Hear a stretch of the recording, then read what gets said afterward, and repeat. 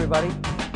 Now I want to talk about yeast and what is yeast's purpose in winemaking. For anybody who's not familiar with yeast, it's actually a little single-cell organism that converts sugar into alcohol. And it is naturally present in the grapes. In fact, one option that winemakers have when they're making wine here at Crushpad is to go with the native selection, which is the yeast that comes from the vineyard.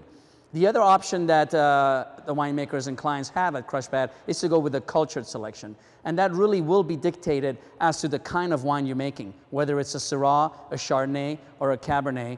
There are various different yeasts that are specifically designed for that variety. To give you an example, a very popular yeast to use for Cabernet is BDX, or Bordeaux Red. In fact, there is a whole list of yeasts that you'll find in the Yeast Companion on www.crushnet.com, and you'll be able to see the differences that each of those different yeast selections have for that particular variety. A yeast that we like to use for Chardonnay is CY3079. So I don't want to go into too much detail with what each of the different varieties can benefit with the kind of yeast, but that kind of gives you an idea that there are different yeasts designed for winemaking of different varieties. Now, the schools of thought, whether to go native versus cultured.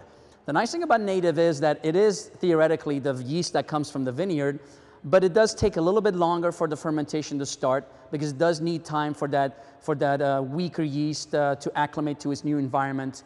Plus, it's competing with a lot of other yeasts because there are hundreds, if not thousands, of different styles or different species of yeasts in each of those berries that comes out from each vineyard that are competing with each other to consume that sugar and produce alcohol, versus the cultured yeast, which is one strong yeast that takes over the ferment and basically takes care of everything else that's trying to compete with it in terms of converting the sugar into alcohol. So it is a much stronger yeast. It's a much more steady fermentation. Starts out when you want it to, when you're going with cultured yeast, gets the fermentation started, and it's a steady rate of fermentation. With native, you do get some subtle nuances developing with going with native, which a lot of times is due to the fact that it takes longer for the fermentation to get started.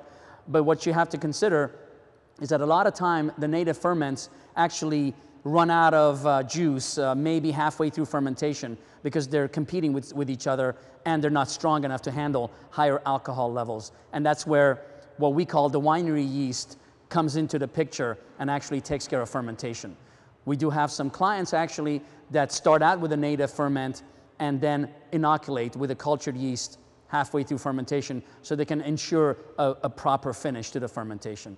So as far as the style of wine you're making, whether you want to go with native versus cultured, it can be dictated by the variety also. I think that varieties like Pinot and some Syrahs can actually benefit from native ferment because they do have a lot of subtleties that can be expressed both aromatically and in the flavors, versus a hardy cab from Napa that really you just want to focus on the site itself as well as the actual fruit intensity. And why not get the fermentation started fairly quickly and have a nice steady rate of fermentation going through. So I hope that that helps you out in terms of what you want to do versus with native versus cultured, and we will meet again at another installment of A Winemaker Minute. Thanks.